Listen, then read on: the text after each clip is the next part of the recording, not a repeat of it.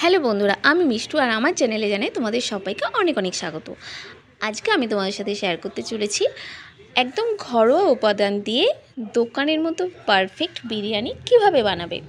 কি বলো তো বন্ধুরা, আমি না এতদিন ট্রাই করেছি, অনেক ইউটিউবার যারা ইউটিউবে ফুড রেসিপি ছাড়ে তাদেরও অনেক বিরিয়ানির রেসিপি দেখেছি, কিন্তু আমি কিছুতেই দোকানের মতো পারফেক্ট বানাতে পারিনি।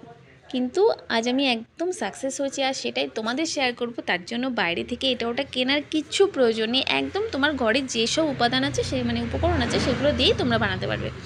তো প্রথমে দেখতে পাচ্ছ যে আমি কি করেছি বলো তো, আলুটাকে না প্রথমে হাফ করে কেটে নিয়ে খোসা ছাড়িয়ে একটুখানি ফুড কালার দিয়েছি আর প্রয়োজন মতো লবণ দিয়েছি, দিয়ে একটা সিটি মেরে নিয়েছি। জাস্ট অল্প সেদ্ধ হয়েছে আর কি, পুরোটা সেদ্ধ করিনি। তারপরে এবার পেঁয়াজগুলো কুচি কুচি করে কেটে নিয়েছি। এবার যেমন পেঁয়াজটাকে ভাজি আর কি, দেখো লাল লাল করে ভাজা হয়েছে। এবার ভাজার মধ্যে আমি কী করেছি তো জল দিয়েছি, পেঁয়াজের রসটা পুরো তৈরি হবে। তো এই যে পেঁয়াজটা জলের মধ্যে দিয়ে এবার কিছুক্ষণ একটু নাড়বো, দিয়ে পেঁয়াজটা বেশ মিশবে আর কি। এবার এর মধ্যে দিয়ে দেবো হলুদ গুঁড়ো, একটু কালারের জন্য দেবো কাশ্মীরি লঙ্কা গুঁড়ো, আর আমি কিন্তু একটু ঝাল লঙ্কার গুঁড়োও দিয়েছি, কারণ একটু ঝাল ঝালও ভালো লাগে আর কি, ঝাল না মশলাদার হবে। আর এতে দিয়ে দিতে হবে নুন। এবার আমি যেহেতু আলুতে নুনটা সেদ্ধ করে ফেলেছি আগে, সেজন্য আমি অল্প পরিমাণে নুন দিলাম। আর তোমরা যদি নুন দিয়ে আলু সেদ্ধ না করো তাহলে এই সময় একটু পরিমাণ মতো নুন দেবে, যাতে আলুর ভেতরে লবণটা ঢোকে। তোমরা চাইলে আলুটাকে আলাদা করে সেদ্ধ নাও করতে পারো। তোমরা এই যে মিশ্রণটা করছি পেঁয়াজের দিয়ে জল দিয়ে পেঁয়াজের রস, এর মধ্যে দিয়েও আলুটাকে সেদ্ধ করে নিতে পারো, তাতেও কোনো অসুবিধা নেই। আর বন্ধুরা, তোমরা এখনই আদা রসুন বাটা আর মিশ্রণটা দিয়ে দিতে পারো, আর এক ফোঁটা আতর দিয়ে দেবে। দেখবে এর যে স্মেলটা হবে না, এই স্মেলটা আলুর ভেতরেও ঢুকে যাচ্ছে, আর তাতে পুরো সেম টু সেম দোকানের মতো হচ্ছে। যদিও এখনও হয়ে যায়নি, আমি জাস্ট একটু বললাম, এখনও পুরোটা বাকি আছে। তো এটা গেল।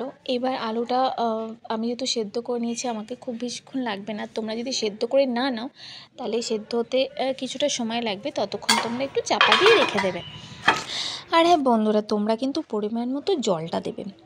এবার দেখো আলুটা সেদ্ধ হয়ে গেছে, তাই আমি এবার পুরো মশলাটা ছাড়িয়ে আর কি শুধুমাত্র আলুটাকে একটা বাটিতে তুলে নেব। আলুগুলো তুলে নেওয়ার পর পেঁয়াজের যে রসটা রয়েছে এটার মধ্যে দিয়ে দেবো ধুয়ে রাখা মাংসগুলো। বন্ধুরা, চিকেনটা দিয়ে দেওয়ার পরে এবার আমি অ্যাড করব পরিমাণ মতো লবণ, আর দেব এভারেস্ট বিরিয়ানি মশলা। আমি কোনো আলাদা করে মশলা বানাইনি, সব সময় তো বানানো সম্ভব হয় না, তাই এভারেস্টের একটা বিরিয়ানি মশলার প্যাকেট আমি কিনে রাখি। মাঝে মাঝে ওটা দিয়েই করি, বেশিরভাগ ক্ষেত্রে আমি এই মশলাটা দিয়েই করি আর কি। দিয়ে ভালো করে নেড়ে নিতে হবে, ভালো করে নাড়াচাড়া করে ঢাকা দিয়ে রাখতে হবে বেশ কিছুক্ষণ, যতক্ষণ না পর্যন্ত মাংসটা ঠিকমতো সেদ্ধ হচ্ছে। এবার অপর দিকে তোমরা যাতে খুশি ভাত করতেই পারো, আমি হাঁড়িতে করেছি, তো হাঁড়িতে জল বসিয়ে ওপরে দেখো লবণ পরিমাণ মতো, দুটো তেজপাতা আর এলাচ দারচিনি স্টার যা থাকবে তোমরা দিয়ে রাখতে পারো। জলটা ফুটলে ওই উপকরণগুলো দিয়ে আরেকটু ফুটিয়ে নেবে, তার মধ্যে চালটা দেবে। চালটা কিন্তু অবশ্যই আগে ধুয়ে রেখে দেবে, সেই চালটা দেবে, দেখবে ভাতগুলো একটু বেশি ভালো হয়। বিরিয়ানির চালটা দেখবে সেদ্ধ হওয়ার সময় যখন একটু ব্যাগ ধরবে তখনই তোমরা নামিয়ে দেবে।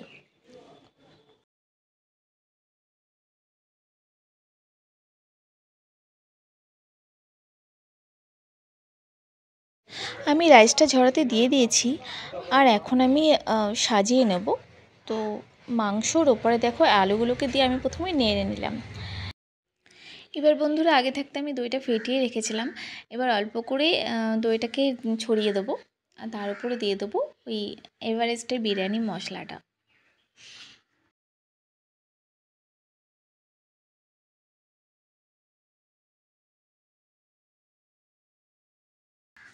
এইবার এর উপরে দিয়ে দিচ্ছি অল্প করে রাইস।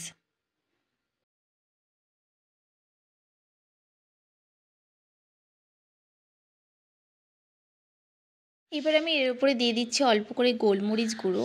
এবার আমি আজকে বেরেস্তা রাখতে ভুলে গেছি, তোমরা চাইলে এই বেরেস্তা অল্প করে রেখে দিতে পারো এই সময়। আর দিয়ে দেবো রাইসের ওপরে অল্প করে বিরিয়ানি মশলা। আর তার উপরে আবার বাকি যে রাইসগুলো আছে সব দিয়ে দেবো।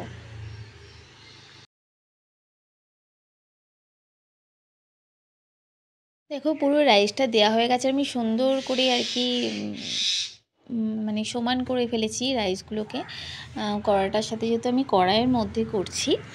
তো এর ওপরে একটু গোলমরিচগুলো গুঁড়ো আর একটুখানি মশলা দিয়ে দেবো, আর দিয়ে দেবো 2-3 চামচ ঘি। তোমরা তোমাদের রাইসের পরিমাণ মতো ঘিটা দেবে।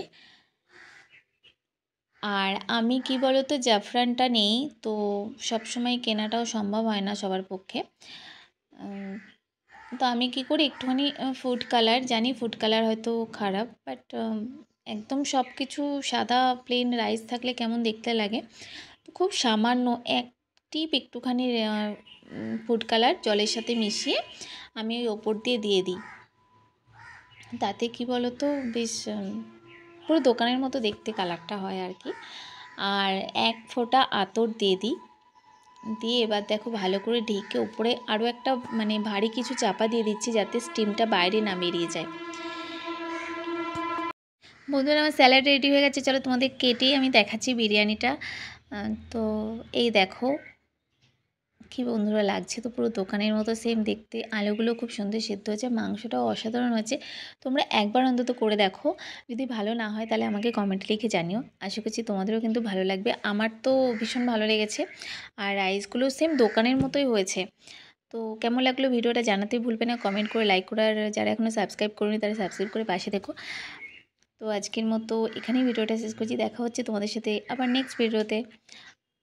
আর তোমরা যদি কোনো ভিডিও দেখতে চাও নতুন ধরনের, তাহলে আমাকে কমেন্টে লিখে জানাতে পারো। আর বিরিয়ানিটা কিন্তু তোমরা সবাই করবে, করে খেয়ে দেখবে এইভাবে, দেখবে খুব সুন্দর হয়েছে। বাট আমাকে কিন্তু কমেন্টে লিখে অবশ্যই জানাবে, জানাতে ভুলবে না। তো টাটা বাই, সবাই ভালো থেকো।